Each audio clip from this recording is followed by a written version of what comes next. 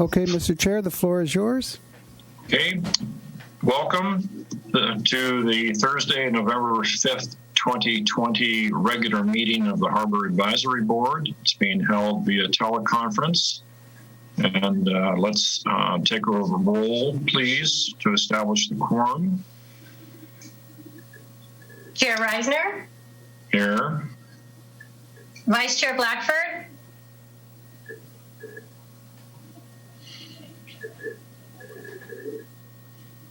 You're muted, Mark. You're muted. Unmute, please. Remember to unmute, everybody. Jeremiah, you're muted. Oh, there we go. Present. Present. Member Dowdy?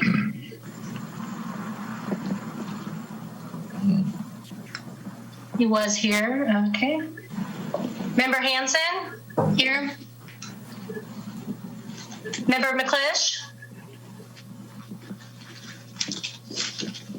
Member O'Brien? Present. Member Myason? Present.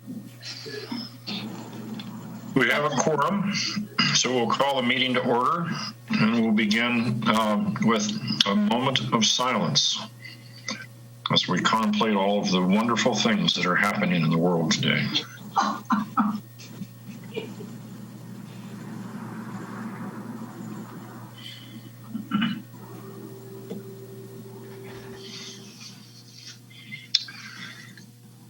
Thank you. So, Lori, if you'd like to put the flag up. And Charisse, you want to do the pledge for us? Okay. I pledge allegiance to the flag of the United States of America and to the republic for which it stands, One nation, under God, indivisible, with liberty and justice for all. Wow, that was challenging. Okay, so is Ms. McPherson with us this evening? Mr. Chair, we do have one person on a phone line with the number ending in 250. I'm not sure who that is, but... Well, we'll get to that in public comment, I guess. Okay. So we are going to move through, and does the board have any presentations or announcements? We'll start with Mark. Anything? No, sir, nothing today. Okay, Lynn? Yes, the Yacht Club has begun having some races with observing protocols for COVID as much as possible, but we are having both a bay race this Saturday and an ocean race this Sunday. So there will be some action on the water, weather permitting. How many participants are anticipated? For the bay races, we generally get anywhere from 6 to 12 or 15. The ocean races are not nearly that big. We're lucky to get 3 to 5, but I would invite anybody out there who has an ocean-going sailboat and wants to participate to call the Yacht Club and see if it meets PHRF requirements. What is the course in the ocean? That is to be determined depending on weather conditions on the day.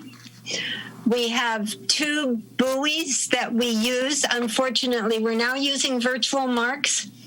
Even in races, we've got virtual everything. It's a Zoom race, not quite. But anyway, we used to use the old radar, and so we have one that is now approximately 2 miles out from Morro Bay 1 to the northwest. And we have a second one, which is in the approximate location of the old 18 EB, a mile and a half up the beach from number 1.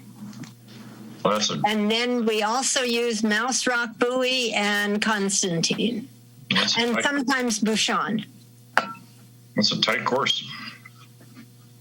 Well, we'll see what the wind does. Sure. Jean, are you with us? Charisse, any announcements? No, not at this time. Okay. Dana's not with us. Jeremiah, any announcements? Anything you'd like to tell us in terms of the Morro Bay Commercial Fishermen's Organization? Yeah, thank you very much, Ron.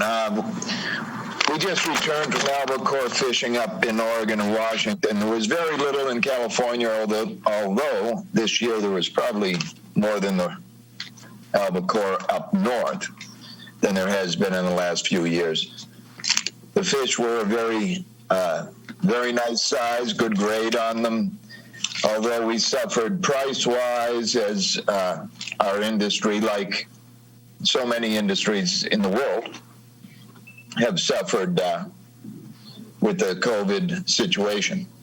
Our prices were down about 20%, which is that money, when we go down, and business people will understand this, that money comes directly out of our net profit, because our costs are generally fixed costs and so forth. So when it's all said and done, that 20% was basically out of the fisherman's paycheck. So it was a fairly good season. As far as we had a fairly good season. Lots of the people did not. The reason being, the guys from California got stuck on the way up there. They couldn't get up north for approximately 2 weeks early on because of the weather. We fortunately had left early this year and we're up there and got to take advantage of the extra time on the grounds. The water was cold, and a boat had to travel over 150 miles from port to access the fish for the first couple of months. The water did move in. By the time the warm water moved into the beach, the albacore had all but left. So, and the weather turned bad, so nobody was able to take much advantage of that. While we were gone this summer, there was fish sales off the boat here in Morro Bay, and in talking to some of the people who participated in these sales, they were happy. The sales were good, available on the docks this year. Morro Bay isn't a big port for selling off the boat. Although this year there seemed to be more interest, we're happy to see that. It gives the people in the community an opportunity to get a fresh product right from the boat. Get to know their fishermen too. But this summer, rock cod, prawns, salmon, some albacore at the end of the year. So that was so it was a good deal. I'm glad that got underway here, and hopefully it'll continue. It'll continue in the future. And it's, of course, been a big help with COVID. And by the way, masks and distances were all maintained. Whereas Dungeness crab will be the next season opener. And that usually opens the middle of this month. But we've had a delay already, and it's been delayed at this time till December 1st. So we'll see how that goes. That's another fishery that suffered severely as far as prices go, because we've lost China. China was a big importer of Dungeness crab from the West Coast. And obviously we're not participating any longer. So it was a very, very tough hit for the crabbers. So, hopefully they'll get underway by December 1st. It's sad to lose the Thanksgiving market, but it's the way it is, I guess. So the big markets for Dungeness, particularly in years we don't have exports to the degree that we've had them in the past, they rely on holiday sales, Thanksgiving, Christmas, New Year's, so forth. That's a big thing for the crab industry. So because so much fish, it goes to restaurants, the industry, have taken a particularly hard hit because, as we all know, the restaurants are suffering worse than we are, I'm sure. But so our markets have been depleted severely. The federal government has assisted many of the fisheries, depending on what you fished for and your history and so forth and so on. The federal government has given us a small stipend to assist with some of our losses. The state government was given $18 million to distribute to the fishing industries 6 months ago, and as far as I know, none of that money has been distributed, so we're still waiting for the Department of Fish and Wildlife to get off their butt. And I think that is about it for now. Let's see. Yeah, that's about it for now. Thank you. Jeremiah, thank you. When the Morro Bay Commercial Fishermen's Organization contacts Fish and Wildlife asking them when they're going to distribute the $18 million, what is the response? They're all backed up. And they haven't, they're just not ready. Okay.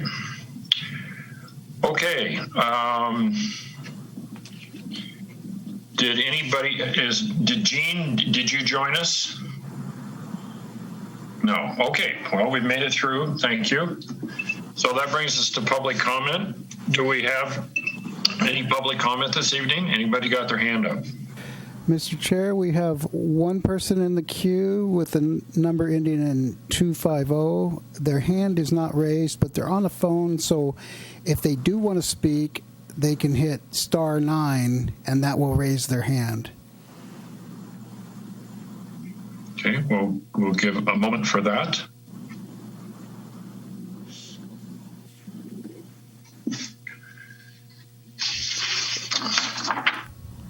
I guess that's not going to take place. So Lori was asking if this could possibly be Gene. Say it again, please. Lori was asking if this. Oh, they just raised their hand, so I'm going to allow them to talk. Caller, you are on the line. Please unmute yourself.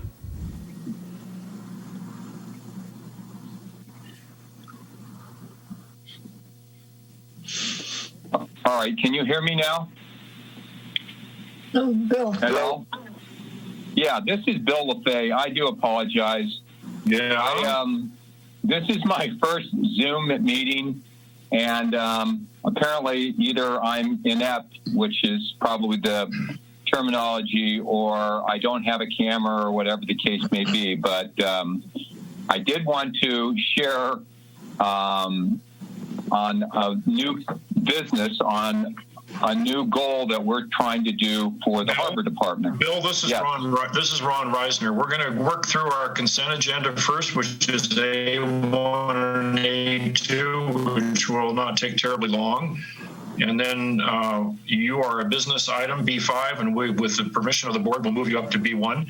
We're not quite ready. Is that okay with you? Yeah, that's fine. So I can just stay on like I am right now? That would be wonderful. And that's what I'll do. Okay. So A1, approval of the minutes from the Harbor Advisory Board meeting held on September 3 of this year. Are there any comments or corrections from the board? Hearing none, need a motion to approve. I move to approve the minutes from the Harbor Advisory Board meeting held on September 3rd. Thank you. Is there a second? I will second. Okay. Moved and seconded. Any discussion? Seeing none. All those in favor say aye. Aye. Aye.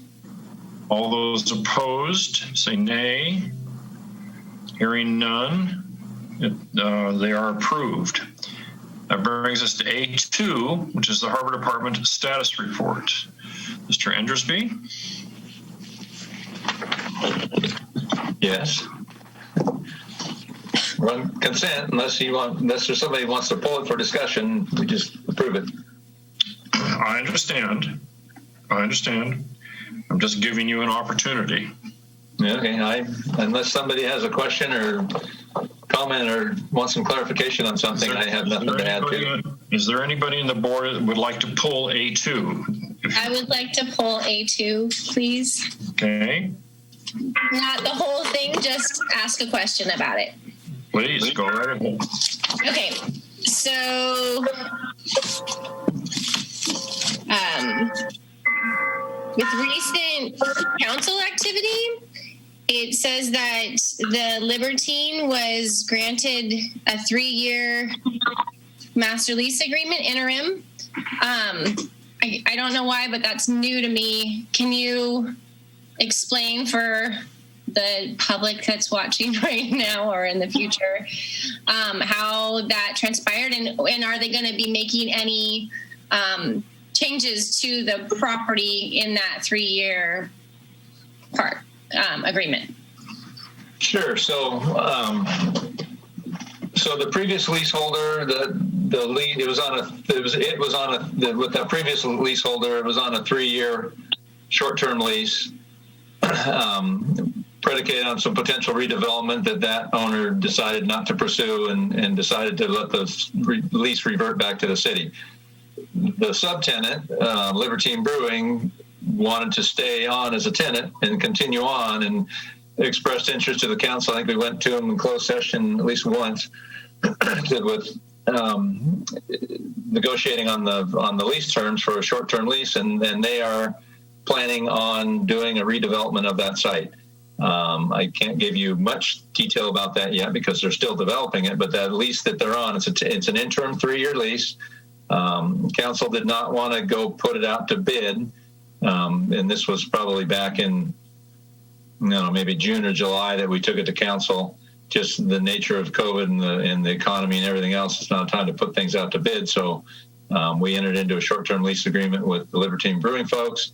And in that, there is a timeline by which they have to submit a plan for redeveloping and how they want to continue on with the site. So I don't have the exact timelines on when that is. It's sometime this spring, I believe. They have to have a plan that we'll bring to the city council, and we'll do a consent to landowner approval, assuming the council accepts it and wants to move forward and go through the standard COL process, and then they'll submit the plans to community development and go through the normal process like you did with your site next door. Okay, but the owner is now a different entity? Correct. Okay. The owner under the previous leaseholder was under an LLC, under Burt Caldwell. It's now under I don't know, correct me if I'm wrong, Lori, I think it's just a standard corp, incorporated Libertine Brewing Company, Inc. So just, I think what Sharice, maybe what you're thinking is, so Bert's lease expired, and so a new lease started. Is that what the changeover? With him, because even though it's the Libertine pub, there's a separate entity that's Libertine that has a Libertine in San Luis Obispo and one in Avila Beach. Is it that entity, or is it just a different corporation with? No, I believe it's the same owner, same entity as the ones in the other two areas. In SLO, yeah, in Avila. So they have interest in doing changes, because usually with all leases they have to make they have to put the necessary money into it in order to get a certain amount of time on a lease. So right. Well, it's a 3-year. Knowing, I mean, you went through the permitting process. It's going to take at least to get through some sort of an approval of a major redevelopment. So it's a short-term lease. It's basically to get them time to put together a proposal, draw it up, submit the plans, get consent to landowner, and then go through the city concept plan approval process, and then through the coastal development process, and then negotiate a new long-term lease based on whatever the redevelopment ends up being. Wow, because I thought everything in that situation had to go through an RFP process. I thought that's what we, if it was going to change different master leaseholders. No? If you're talking about the lease policy, no. I mean, it didn't say you absolutely had to do an RFP process. Okay. It gives the city the ability. I think probably the main time you wouldn't do that is you've got an existing leaseholder that has a good plan and a good track record, and why wouldn't you keep them there? Right. All right. Well, Sharice, I had the same misunderstanding. That's.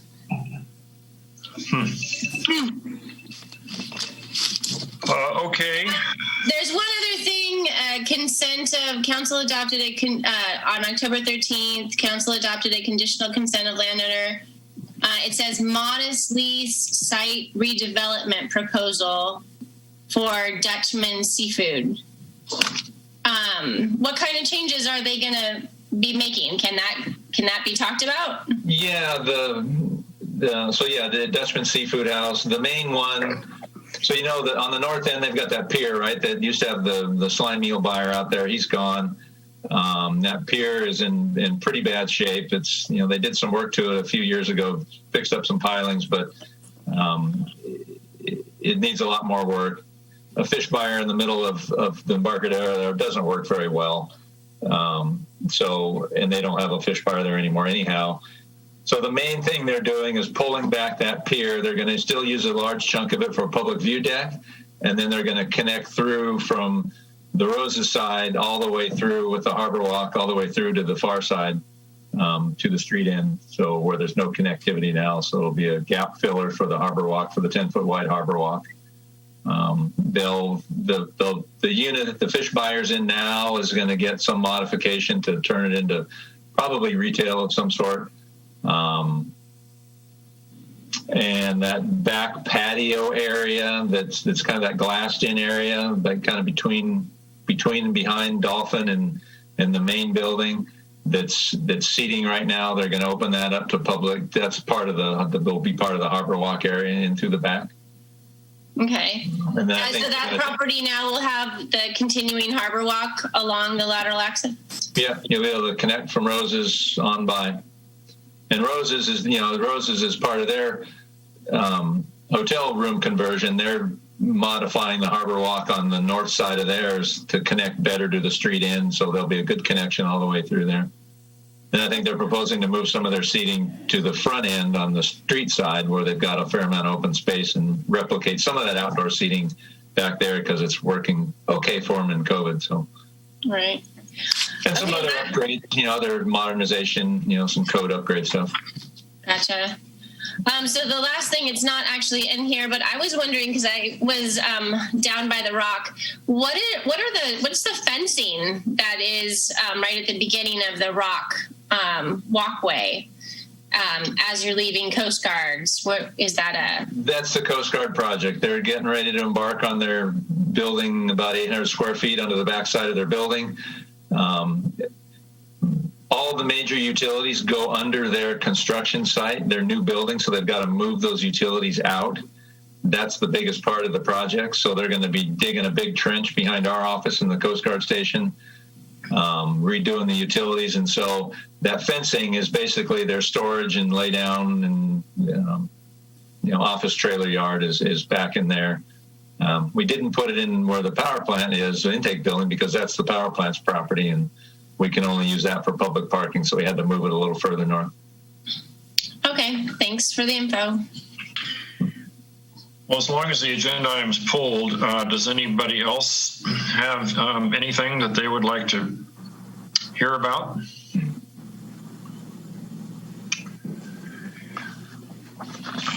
Eric, can you give us, to the extent that there is such a thing, an update on the schedule for the 3 Stacks in a Rock project? Schedule.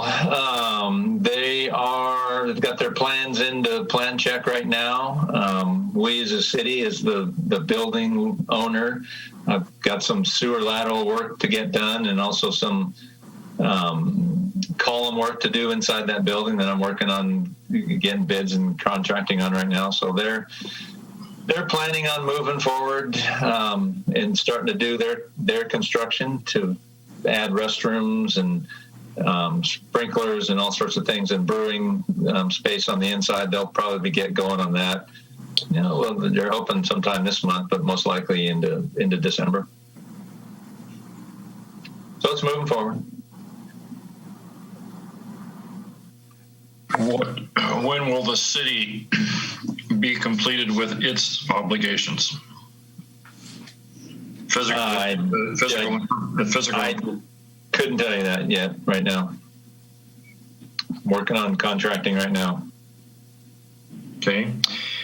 And for the benefit of those that don't know, moving down in your report, can you describe the 9192 and 9192 West site? Which site is that, please? It should be Anderson Inn. Lori, is that right? You see me? Oh, there's Gene. Hey, Gene. Hey. Can't see you. I can hear you. Okay. Well, I'm trying to figure out how you can see me. 9192 is the Anderson Inn site. Right. They found a buyer. They've had it for sale for a while. A couple of sales fell through that the city approved, and so they've got a new buyer, and that buyer is working forward to consummating that deal. It's the Costecas who own the Estero Inn down at the other end. And does that site include the galley restaurant portion? Yeah. The new owners will assume those leases and those operators there. Mm-hmm. The galley restaurant and the gallery in the front. Okay. Anything else from the board on A2? Okay, we are received and filed. Still got to approve it. Oh. Make a motion to approve item A2. Second. Thank you. Moved and seconded. Any discussion? Hearing none. All in favor? Aye. Aye. Aye. Opposed? None. Approved. Received and filed. Brings us to our business items, and we have 5 business items, and with the board's approval, I would like to bring B5 up to the front of the agenda. Are there any objections to that? Nope. Hearing none, we're on B5, and B5 is, as I scramble for the description, give me just a second. B5 is an update on the activities and fundraising efforts of the Friends of the Morro Bay Harbor Department. And we have the president of that organization with us this evening, Mr. LaFay, Bill LaFay. Bill, you're on. Okay, can you guys hear me? We can, but you might want to speak up just a little bit. Okay, so this is Bill LaFay. Thank you very much for inviting me tonight. What I wanted to do tonight is introduce myself, and I know most of the people here. Lori just put up a screen, is that the Friends of the Morro Bay Harbor Department has been tasked by the Harbor Department to try to raise $100,000 to refurbish a boat that we're currently in negotiations of buying from Port San Luis. So our task, my task, And the Friends task is to try to raise about $100,000 to refurbish that boat to the specifications that we would like to have it for the Morro Bay Harbor. So as of today, we've done a little bit of fundraising. You might have seen some advertisements in the paper. Neil Farrell was kind enough to write about what we're attempting to do. We're about 15% of our goal right now. We're at $15,000. And I hope that with an extended campaign that myself and Eric and some of the friends are doing right now, that we will be able to give you a little update on a later date. But pretty much, it's straightforward. The city of Morro Bay, as everyone knows, the Harbor Department knows, I was on the Harbor Department for 7 years, is just stretched thin, and there's just no money for capital improvements.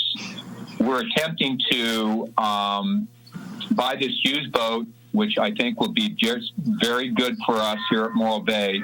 And instead of paying $450,000 for a new boat, it's probably going to cost us in the vicinity of about $200,000 once we're done. So that's our goal, and that's what I'm attempting to do to help the Harbor Department. Is there any questions? Yeah, Bill. I'm just curious, and it's a great opportunity, a great thing to contribute to. I'm curious, does that boat currently have a fire monitor aboard? Eric? Yeah, Jeremiah, it does. And I can probably add a little more. We got a grant from Boating and Waterways to purchase the boat. They're getting the boat that they're replacing it with. Basically, they're not replacing it because it's worn out or broken down or it's not a good boat. It doesn't suit their needs due to the conditions there. They basically need a rubber-sided boat because they bounce around so much because it's open ocean. So they're changing their fleet up. So we got a grant from Boating and Waterways to purchase it, and their new boat gets delivered at the end of this year. So once they get their new boat, they'll be basically signing over the pink slip to us when we give them the grant money.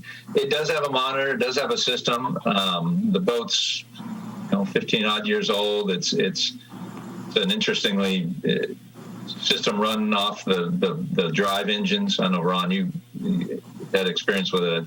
If I'm explaining it right, it's a hydraulic system that uses hydraulic pressure to run water pumps.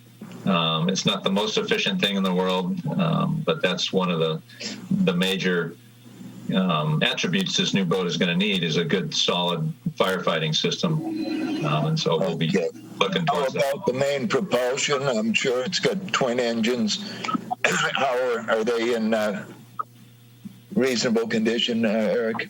Twin diesels, they're done. They're old. I forget the exact type. Ron might chime in, but they'll suit our needs for now to get the boat in the fleet and have it as a usable boat. But they're going to need a lot of maintenance. They're old. They're tired. We're intending to replace them with the same engines we have in our existing new boat for fleet consistency and parts interchangeability. So that's one of the impetuses of the $100,000 Friends fundraising campaign is we're between the engines and the fire system and some structural modifications to the cabin and whatnot. It's good $150,000 project. So we're seeking. Okay, well, that's why I asked to begin with was $100,000 if we don't have a monitor system, the type of which we need, such as its own hydraulic system, run off its own engine. Yeah, that's what we've got in both our other boats is a dedicated engine, which is Roger. That would cost a lot of money. That would increase the cost of the project considerably. Right now, it's a power takeoff. My professional opinion is there's not, given how infrequently the monitors are used in Morro Bay, although they are exercised by the department on a regular basis. I don't see any reason. I don't see any reason not to continue with the power takeoff concept, unless there's more money available. We also have space issues. The pump assembly is in the boat now. So, but that's just my opinion. That doesn't mean I'm correct about any of that. So, Eric, between you and Bill, go ahead. Okay, I have a question. Eric, between So does the whole design fit Morro Bay? Does the whole design fit Morro Bay? Yes. Yeah, it's a Radden. It's a Don Radden boat. It's a Radden. Okay, that's good. I didn't know that. Okay. The 26. Yeah. If you go on our website, Gene, you'll see the picture of the boat, and it is it's a Radden boat. Yes. Okay, that's fine. That's what I wanted to know. Okay. So, Bill, between you and Eric, why don't you let us and the public know, please, in whatever order you choose, what are the benefits to the city from the acquisition and refit of this vessel, and what in short term are the most significant refit requirements? I'm probably not as technically oriented as Eric, and I'm going to refer to him. Eric, will you start that off, please? Sure, and I don't know, Ron, if I'll hit all your points in the order you did them in, but I'll do my best. So, public safety in our department is obviously one of our number one priorities, and that includes the bay and harbor and ocean and beach, and that requires a patrol boat of various and capabilities, including firefighting and seaworthiness and able to carry a lot of gear, and there's only certain design boats that are very good at that can do it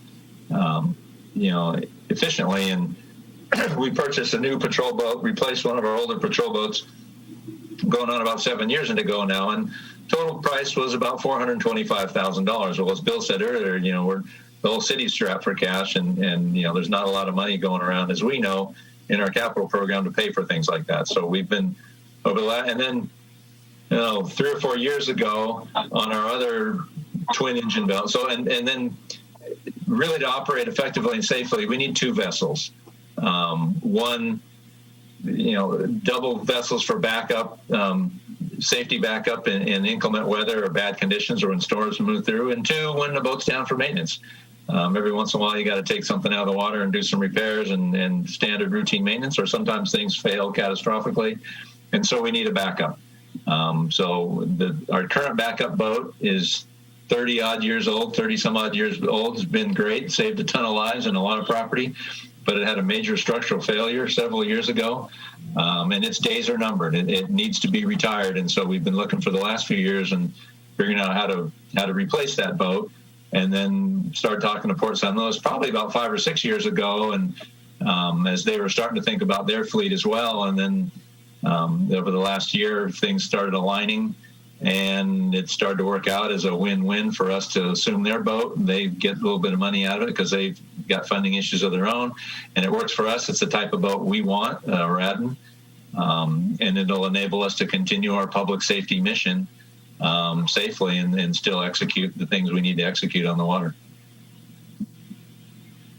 Okay, which brings us to, given that this boat is going to be acquired, what does it need? So, as I stated earlier, the hull is sound. It's in good shape. They've maintained it well. Its engines are original. They're diesel. Good back in the day. It was probably underpowered when it was started, but the engines are old and worn out, and parts are hard, if not impossible, to find anymore. So it's time for the engines to go. So it's going to need a complete repower with the engines and the power, the power drive package, with the outdrives or the propeller systems that run the engines, or that run off the engines. Fire system, as you said, it may be reusable, some sort of a power takeoff system. We'll have to get it and really evaluate that and see how that works. So electronics upgrades, it's got the original old electronics on it, so we'll need to put some new electronics on it, probably do some wiring upgrades, and then some structural modifications to it's got an enclosed cabin, unlike what we have and what we're used to, which is fine. Unfortunately, it appears to they must not have had very tall people in their harbor patrol ranks when the boat was built, because tall guys like me hit our head on the top of the cabin when we're driving it. So we're gonna have to do some modification to the floor to get a little more headroom in there. So a few little structural modifications, but mainly the engines, which are probably, $40,000 each, $45,000 each as a package. And so that's the biggest financial nut to crack, and then figuring out how to get the fire system usable and what we need, and then, like I say, go electronics and other things. Eric? You change the paint color, it's not blue. Well, one of the reasons that I think I started the conversation and asking about the fire monitors and so forth was I was wondering if $100,000 might be a little light. So I was wondering. Well, I think if you're going to do the fire and everything like that, up to how you would want to do that, you're probably looking at $180,000, to be honest with you. Well, there wouldn't be that much if you use the existing, right. Recommend the existing system. It would still cost money to connect, probably want to get a new, I would think, and maybe a new hydraulic pump. I don't know how much that one's been used, probably not much. Yeah, I mean, it's something we need to hydrostatically. For 120,000 it might. So I was just thinking that you don't want to fall short, so why not shoot it up to 120,000? Well, I think that. Go ahead, Eric. Well, I was going to say. Well, go, Bill. You go. I think that we do have some reserves. If you look at your budget of some money that the city will contribute to this whole project. I mean, this is a project where we're getting a grant of $85,000. We're also continually applying for more grants right now as we move forward here. So we're hoping that with the $100,000 and with other opportunities to acquire money, that we will have that 120 that you say, Jeremiah, or maybe a little bit more, to have a first-class boat here in our harbor here within the next year. Yeah, that's exactly. I think we're, and 100,000 is a pretty lofty goal, and I'm so appreciative that Bill and the friends are going after it, but we've got to be realistic. We're looking at. We've already contacted the cable committee. We're going to be looking at potential cable committee granting. USDA, we're filling in applications for USDA granting. And we do have some funding in our equipment fund, $30,000 or $40,000 in our equipment replacement fund. So we've got some money we're going to throw out too. So between all those funding sources, we're confident that we'll be able to put together what we need. Right. And my next question for Bill was going to be, what are the plans, Bill? What are your fundraising plans? Well, I mean, again, as you all know, it's so hard to have an event. It's so hard to do anything. I mean, you even go into businesses and try to pass out a flyer, and they look at you cross-eyed. So we. With very little advertising, with very little effort, as of today, Jeremiah, we've already raised $15,000. Yeah. I do have some paid advertising coming out. Estero Bay News, today's paper, we have an ad in there. We have an ad in 2 weeks in Estero Bay. Morro Bay Life, when you will get on December 1st. We also have a paid ad. And then I'm doing a direct mail campaign right now as we speak to various individuals. Believe it or not, the Friends over the 5 years that we've been in existence, we've probably been able to raise close to $75,000 and fund various items and various goals for the Harbor Department. I mean, we just finished purchasing the solar-powered emergency phone. I also still have some money for the 3rd lifeguard tower. So we do have a lot of people that care about the harbor, believe it or not. I mean, I'm just amazed that I get checks in the mail for, $3,000-$4,000, and it's stunning. So I'm hoping that we won't have a problem. 100,000 is a lofty goal, but we don't have to raise it in the next couple months. But I think we need to make a pretty good effort.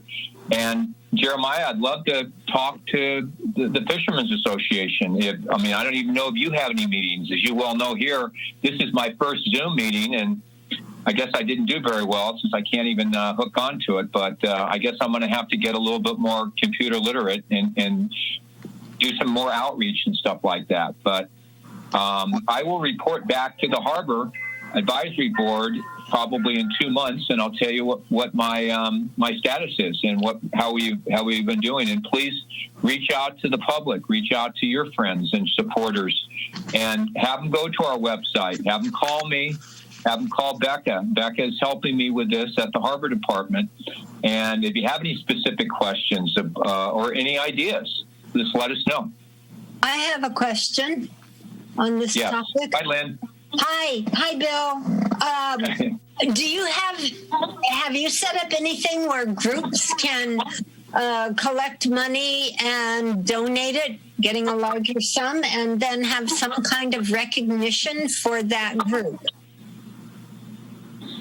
Well, one of the ideas that I wanted to do a soft opening for a while, and I really want to work out what I'm doing right now with my mail campaign and then my advertising campaign. And at the end of the year, which is only 2 months away, then I'm going to design something depending on my goals. And we're going to probably get some major donors to try to donate money to put their names on the boat and put a whole campaign together on that and specifically go to some people. So that's kind of my idea. But no, I'd be more than happy. I mean, I could, talk to the Rotary and some other types of groups. But to be honest with you right now, Lynn, there's a lot of groups that are really underfunded. The nonprofit organizations right now with this whole COVID is just, it's a mess. I agree. That's very true. But a Harbor Patrol boat for Morro Bay is a rather special kind of need. And exactly, as you can see, Morro Bay people would be willing to gather money together. I think maybe the Yacht Club could do something like that and so some little point of recognition for that would be a nice thing. I would more than happy. I did reach out to Dana, and he, I think, reached out through a newsletter. I don't know. I did get a fairly large donation from one of the Yacht Club members, so he must have at least called it out. But if you can share with me how I could maybe get this flyer, a Harbor Patrol fundraiser, to all the members of the Yacht Club, because they're the ones that are going to benefit, and they're the ones that really need this. This is an essential. Exactly. It's an essential piece of equipment for their livelihoods, your livelihoods.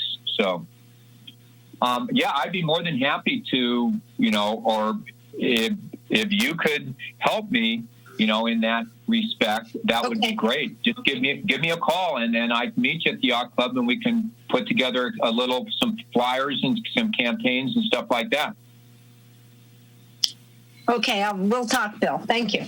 Okay. All right. Thank you. Okay. Anybody else from the board on this agenda item? No. Hey, Bill, thank you very, very much for taking the time. And clearly, there's lots of opportunities to help in a variety of ways for any interested individual or organization. raise $40,000 and put your name on an engine.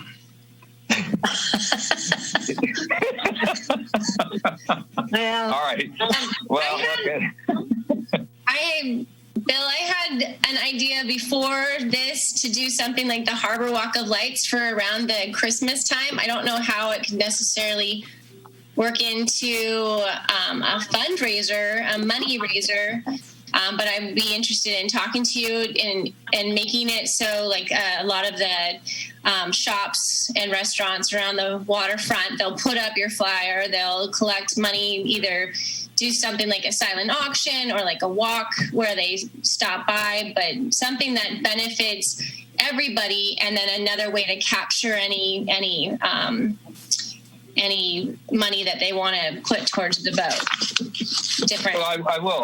I'll give you a call. One of the things we're going to do on the South T Pier, because of the all the construction and the harbor office and stuff, it's going to be a little bit hard to go to the North T Pier and that area. We're going to put the crab pot tree on the South T Pier. We're going to have a thermometer. I mean, it's, I don't know. I don't think it's hokey. And so we're going to really let people be aware of what we're doing here. And I think if we could get something together, the problem that we're having is that the city of Morro Bay is not allowing any permits for any type of activities, nothing. And you have to have a permit to do anything. So that's the dilemma that we're kind of faced to a certain extent. Gotcha. I mean, I'd love to do it, but you'd have to have a permit to do it. And as from what I've understood, the city of Morro Bay is not doing any permits until July 1st, 2021. I know how ludicrous that may sound, but that's their policy right now, and that's what they're saying. No, Okay. not permits for events that create gatherings. Correct. Yeah. I mean, there's a few things that can fit, but not many. So I was just spitballing ideas. Okay, folks, we're going to wrap this up. Okay. All right. Well, listen, give me a call. My number is on the website. Or give Becca a call, and then thank you very much, and have a good meeting, guys. Bye-bye. Thank you, Bill. Bill. Thank you very much. Yeah. Bill. Okay. Are you still there? Yes. Okay. So if a member of the public was watching this meeting or will watch it in the future, and they wanted to send a check somewhere, We're right there on the flyer. It's to contribute by check. Please send to the Friends of the Morro Bay Harbor Department, P.O. Box 718, Morro Bay, California, 93443. Sure. And to donate, go online. And if it happens when they don't happen to have the flyer at hand, then they can contact the Harbor Department. Is that correct? That is correct. And the Harbor Department's number is area code 805-772-6254. We are a 5013C charitable donation, tax ID 47-225-2393. This would be a great contribution for end of year giving. Okay. All right. Thank you. Thank you now. Bye-bye. Okay. So that brings us to B1, update from the Boatyard Marine Services Facility Ad Hoc Committee on the committee's recent activities. The chair is Mr. McClish, who's not with us this evening. Does anybody have anything to contribute to this agenda item? Okay. Well, Boatyard Marine. What? I might have something to add to this because it's something I omitted, and it kind of goes in with B1. I omitted today that I attended at 10 o'clock today the installation of the new president of Morro Bay Maritime Museum. Oh. Our new president is Scott Mather for the Maritime Museum, and they have some terrific additions down there, a nice patio that they installed. They've got a they've got the spindrift down there, and it's been completed and so forth. So they've done a tremendous amount of work, and I just wanted to pass on that Scott Mather is currently the president. Okay, thank you. That's kind of the boatyard. It's adjacent to it, so. Sort of, kind of, Yeah. Okay, so that brings us to B2, which is an update from the Finance and Budget Ad Hoc Committee and the committee's recent activities. Mr. Leckford, you are the chair. And we have no recent activities to speak of. Eric, do you have anything to add? No, nothing new, other than just getting through the budget year and COVID. Any questions from the board or comments on B2? Eric,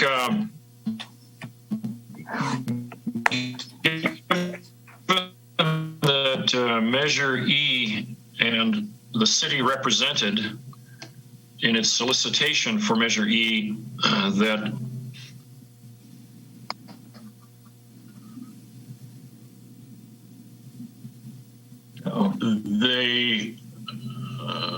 that infrastructure and public safety were elements of their desires.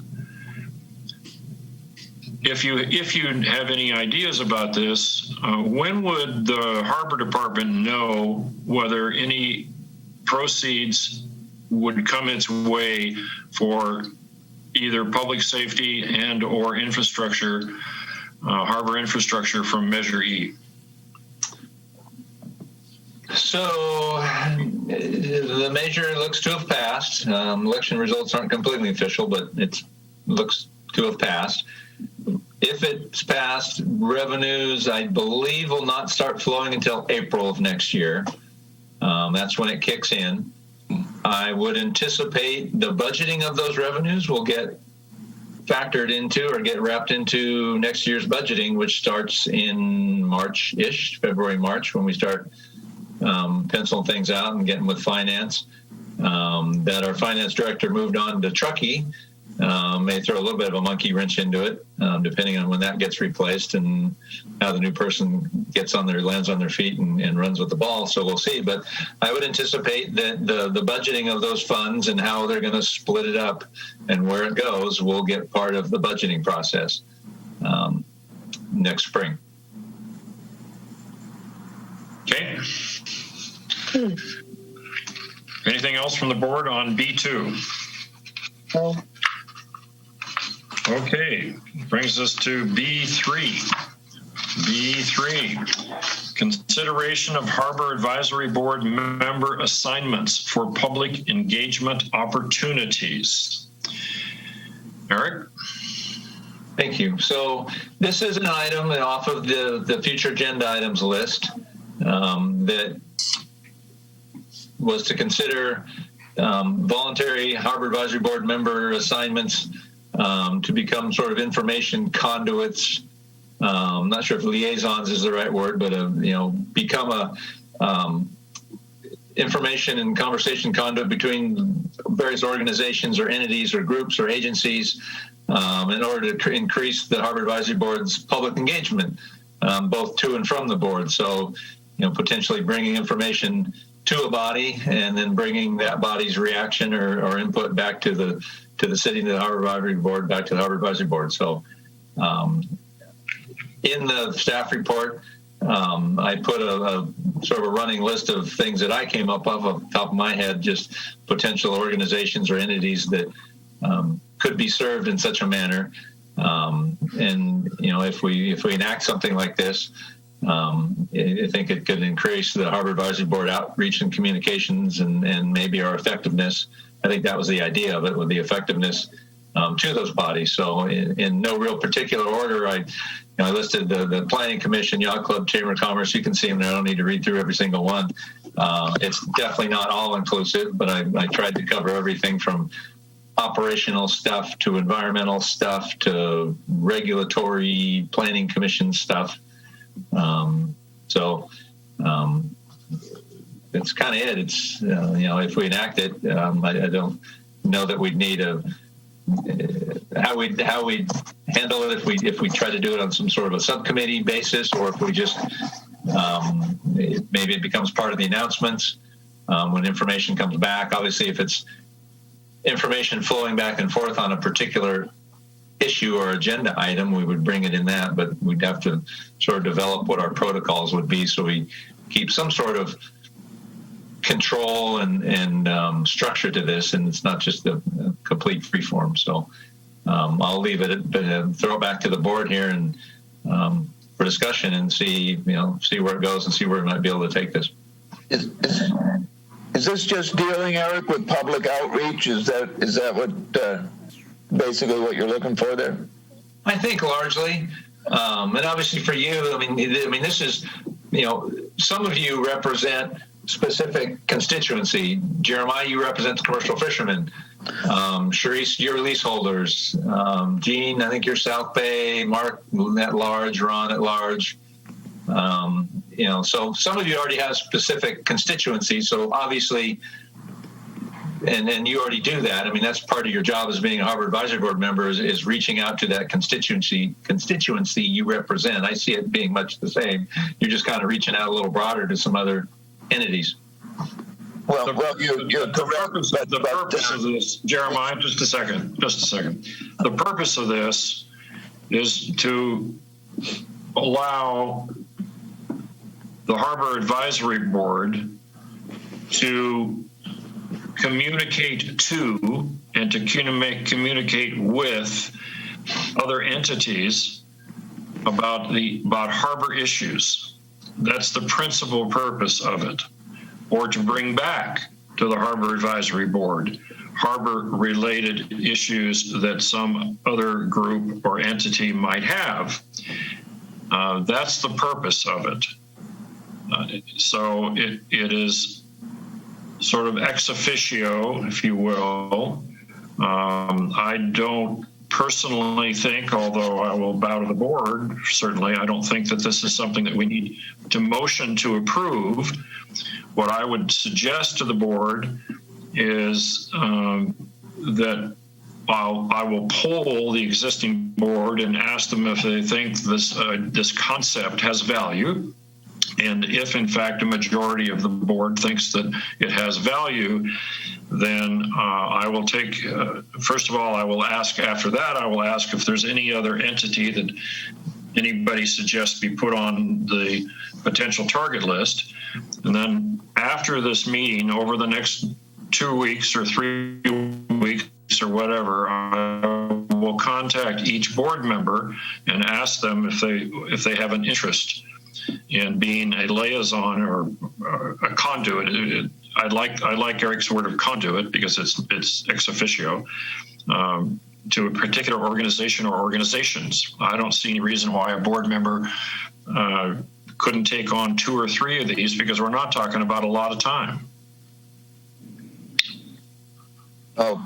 So let me poll the board and see what the interest is. And Jeremiah, I'll start with you.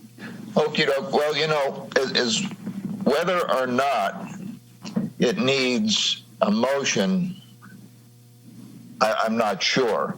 But for me, I do a lot of that anyway. But I have rarely incorporated the Harbor Advisory Board in any of my discussion. So the Rotary Club is a good example. I've spoken in front of the Rotary, probably a half a dozen times, and over the years, and but not necessarily in the Harbor Advisory Board. So all I was going to say is, for me, and everybody's different naturally, but I'll just look at this perhaps as business as usual, with the addition of adding plugs for the Harbor Advisory Board and explaining to people they can get in touch with the board and question things, or get in touch with the board members and ask about what's going on or so forth. Well, I would prefer, because I think it's more structured and more readily tracked by the board and by individual board members. I would prefer if a board member said, "You bet, I will coordinate with the Morro Bay Planning Commission. I will reach out to the chair of the Morro Bay Planning Commission, let them know that that through me, the Harbor Advisory Board is interested in determining what issues the Planning Commission might be thinking about as far as the harbor is concerned, and I will, whoever it is, the board member will in turn communicate to the Planning Commission what we think the issues are as they relate to the Planning Commission. That's the way I would prefer to do it. Otherwise, it's too amorphous.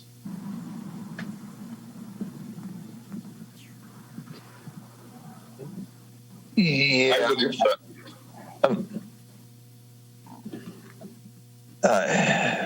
So going through, I missed, I'm sorry, I'm dense, I guess. I missed the relationship with the Planning Commission. There is no relationship with the Planning Commission at this point in time. I'm talking about, so all right, this is too much discussion. We need a motion on this in order to have this discussion. And somebody would like to formulate a motion relative to consideration of Harbor Advisory Board member assignments for public engagement opportunities. I would like. Oh, go ahead, Lynn. Go ahead. I would like to make such a motion. I think this is a great idea. I would like to make a motion that we establish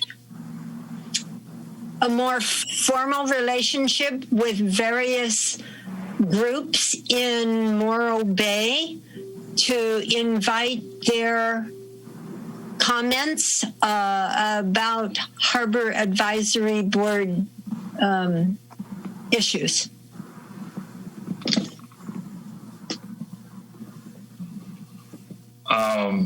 Before I ask for a second,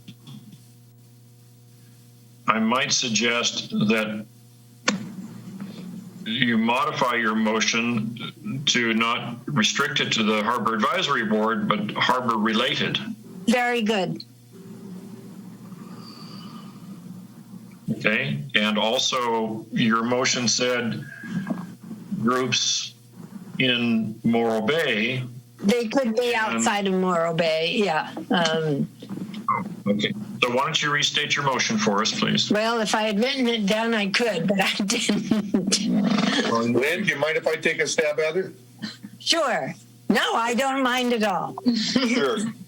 I would like to make the motion that we explore assignments of Harbor Advisory Board members for public engagement opportunities over the next meeting, for the next meeting. Let me just do it now. What's that? We can't do it now? Well, we can't discuss it right now without a second. Well, I'll second it. Okay, so moved and seconded. So discussion. Charisse? Do we want to just go down the list and see who wants to take the particular groups? I think that puts people on the spot. I'm more than happy to work my way through the board. If we call this motion and it gets approved, then I'm more than happy to reach out prior to the next meeting and to see which board member might be interested in becoming a conduit to a particular organization or organizations or entities. And I'll start with you if the motion's approved.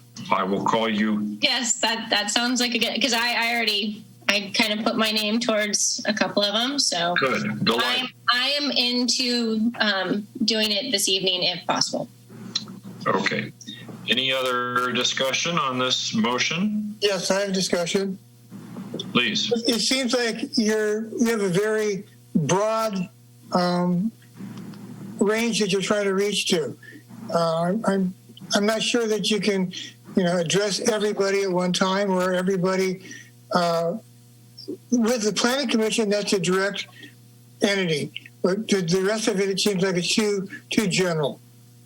So Well, let's take one for instance. The Morro Bay Chamber of Commerce, I mean, to your point, Gene, the Morro Bay Chamber of Commerce has a board.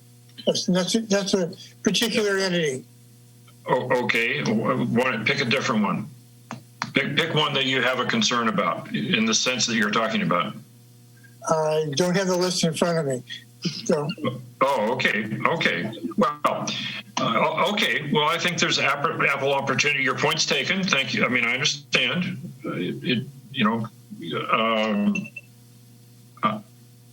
I think over the next month we can refine the list, find some additional opportunity, and maybe even trim this down to where it would be workable to have this in a much more formal view next month.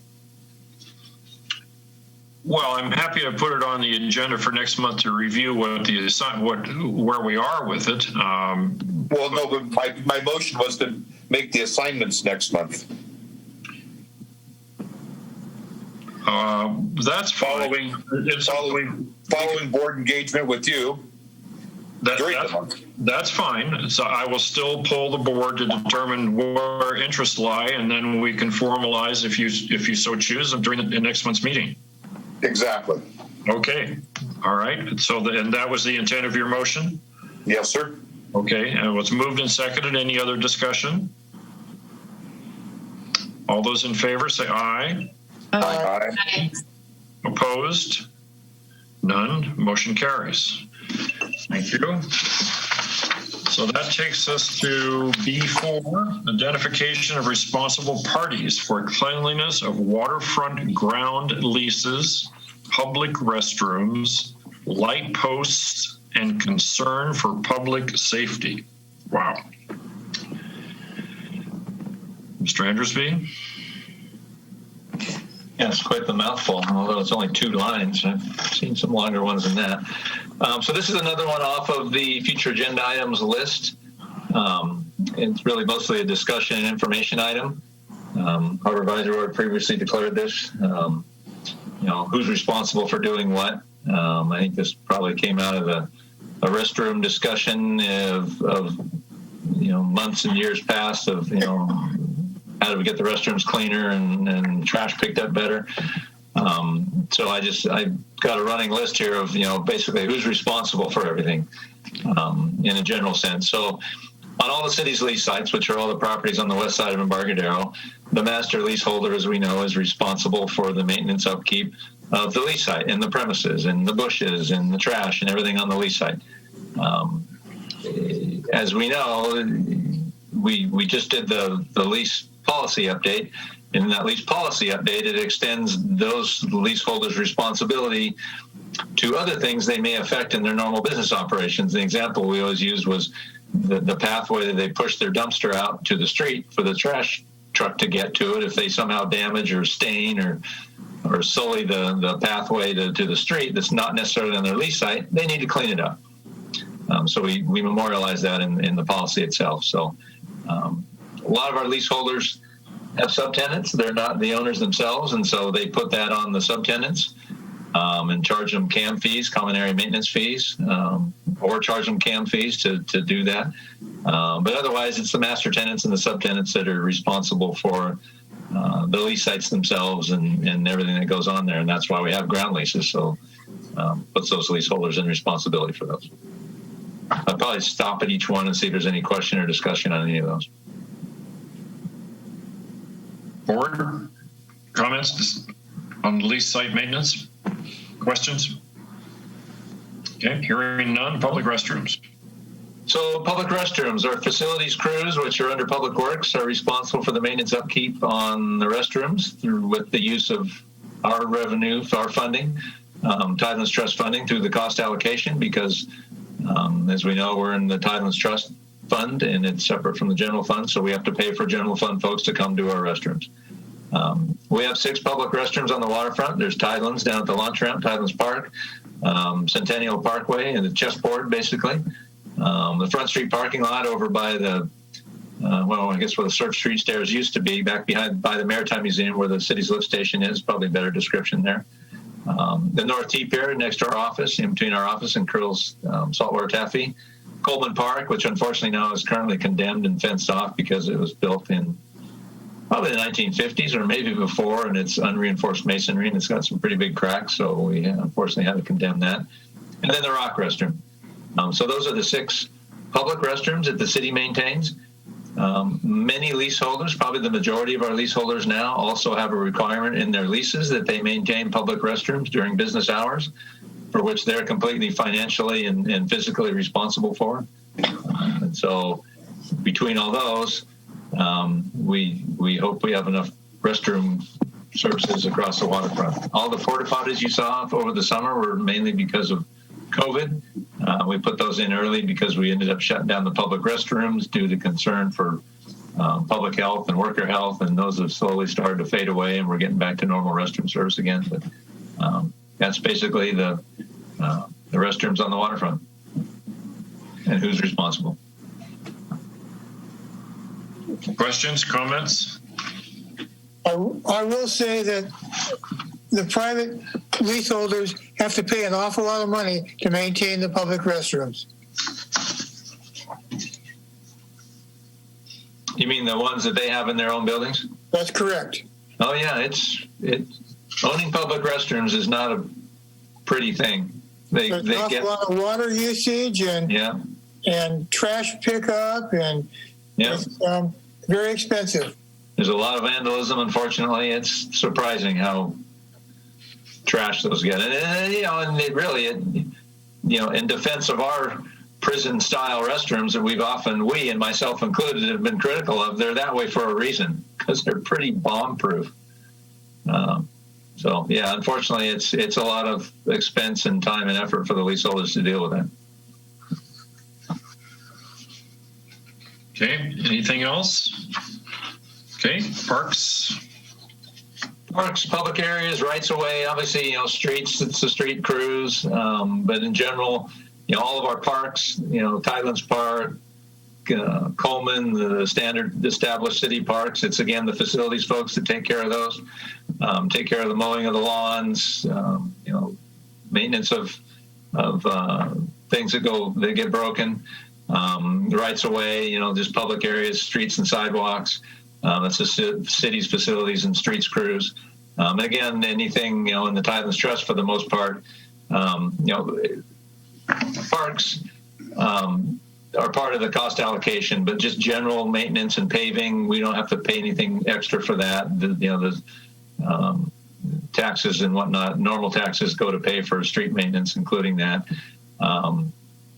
Jobs outside their scope of capability, they'll contract out to private contractors to do stuff that they may not have the time or manpower to do. Our Harbor Patrol crew does some maintenance along the waterfront of some of these areas, and then our harbor maintenance aide, who's now a volunteer, takes care of a fair amount of stuff up along the waterfront, trash, pickup, a little odd maintenance jobs here and there, little beautification jobs. So kind of a combination of folks, the facilities people and then our harbor department people. Questions on those?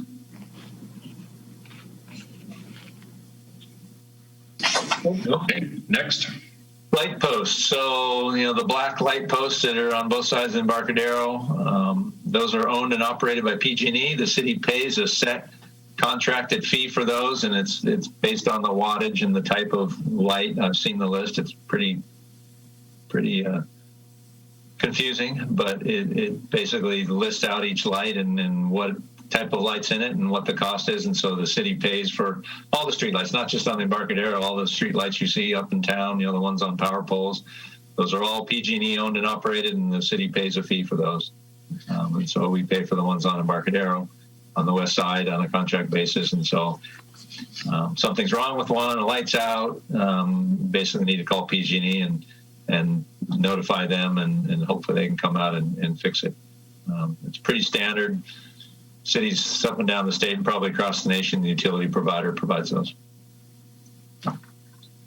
Eric, is there a number or a website that somebody can log on and make that complaint that there's a problem with the light in the light poles? I'm sure there is, especially with all the fire PG&E's been under over utility issues and all the fires and exploding gas mains that have happened. I'm sure there's quite a robust system of reporting, because when something comes to their attention, they need to know about it quickly. So I would suspect there is. I know those of you who still use phone books, I know in the front of the phone book there's a PG&E number somewhere too, but I'm sure it's online. I was just thinking specifically with regard to contact with regard to light posts in the city versus. Yeah, there's nobody in the city per se. I mean, if someone were to come to us and say, hey, that light pole over by Great American Fish Company's burned out, we would probably figure out where the contact is and how to make the contact and let PG&E know. But yes, I'm sure there is somewhere online on PG&E's website a report a problem section to where you can do that. Yeah. I have a comment, because this has happened with me. Like, I've called the city and said that PG&E actually responds more to the public calling. It goes on record, and so if anything does happen, they're legally bound to the fact that there was a call or there was that they noted. If it comes from the city, it doesn't necessarily. I don't know. That's the way they made it sound, but. After the whole fire issue, PG&E got a lot more responsive, and as soon as a private citizen called about the light post out in front of an area near my house, they were there like the next day fixing it. So that might be very advantageous to share with the other tenants along the Embarcadero if they noted that they can make that call directly, and that will be more responsive if they called than if they called the city. Exactly. So I'm passing that on, and then I will, if anybody, when I encounter them, I will pass that on. Thank you. Thank you for your engagement. Okay, public safety. Public safety. So I'll start on the lease sites. The leaseholders and the subtenants are responsible for security of their lease sites in a general sense, but in terms of crimes or people that are dangerous of some sort, obviously that falls to the police department, and to a lesser degree the harbor department, depending on what it is. We're not armed and trained to respond to full policing matters, but we do tend to get involved and help the police department out on those. So like most public safety issues, if there's a crime or immediate threat to life and health, you need to call 911 and get the police department and or fire department down there. On the water, of course, the Harbor Patrol is the primary responsible party. We do a fair amount of boating safety enforcement, but more so public safety in terms of medical aid and just general boating safety with the help of the fire department, police department, and Coast Guard when we need it. But again, crimes, obviously it's the Mobile Police Department that deals with most of those. And I don't know of any leaseholders that have a security person on site like you see in some of the bigger mall kind of places in San Luis. I don't think any of them have done that yet. Hopefully we never need it. Okay, overall? So just overall responsibility, the police, fire, and harbor departments, work as a team in concert and address, whatever the issues are. We, myself and Becca and our patrol officers, we work closely with Amy Watkins, the police commander and police chief, really almost on a daily basis, or the police officers, and the same with fire, depending on what the issues are. We coordinate our efforts and doing, rescues and medical aid responses, and then refine those efforts and to make sure we're getting the best bang for the buck for the public. But,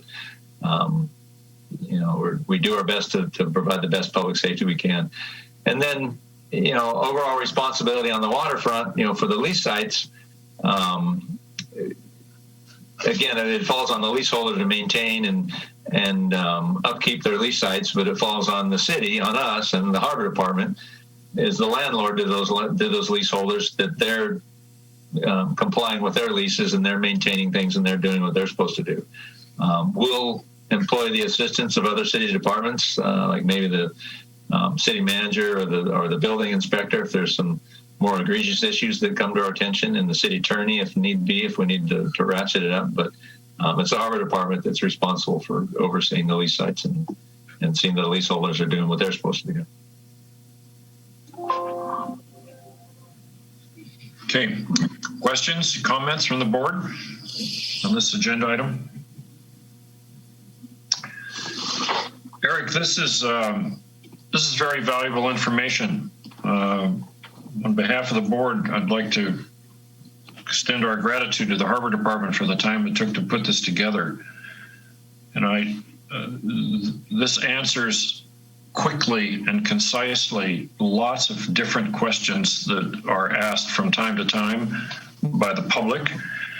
My suggestion is that this, if it isn't already in some clear and concise form and simple form like this, that this be put on the city website. Okay, maybe I'll talk with you offline about that, but yeah, that's okay. Okay, so that brings us to the declaration of future agenda items. Does any board member want to declare a future agenda item at this time? I'd like to ask that we now remove the identify, review, responsible parties item from that list, just as a matter of housekeeping. Excellent idea. We've got both those members, B3 and B4 were future agenda items off the list, so there we go. Remove both of those. Okay, thank you. Anything to add? Okay, not at this time, so that brings us to adjournment. I had one thing COVID related that wasn't necessarily an announcement related to HAB. Can I take this time before you do adjournment? Okay. Okay. COVID related. Right now, they're giving, if you give blood, they're testing your blood to see if you have the antibodies to it. And I just wanted to let people know that that's an actually really valuable thing, because the more I find out about it, the more Morro Bay residents have found out that they have the antibodies, and that it was actually here between December and February. So if anybody is interested in finding out if they have the antibodies, they can go and give blood, they test it, and they will find out if they have the antibodies. All right. And where is the easiest and closest place for somebody who lives in Morro Bay to give blood? Vitalant. It's in San Luis Obispo on Broad Street. Say the name again, please. Vitalant. Vitalant. Yeah. I'll look at that. It's the blood bank at Tank Farm Road and Broad Street. Thank you. Yeah. Okay. Anything else? No, thank you. Sure. Mm-hmm. So motion to adjourn. I second. Actually, I didn't move it. No. I would move to adjourn. No. Okay. Is there a second? Second. I'll second. Okay, moved and seconded. Any discussion? Okay, hearing none. All in favor? Aye. Aye. Opposed? None. Thank you all very, very much, and thank you for the public that's paying attention to this. Ryan, I'm going to bring you that book tomorrow afternoon. All right. Well, you can't do it because I'm not there. I'll stick it in your mailbox. Well, why don't you hang on to it, and I'll let you know when we're back. Okie doke. All righty. Have a good time or a good trip, whatever you're doing.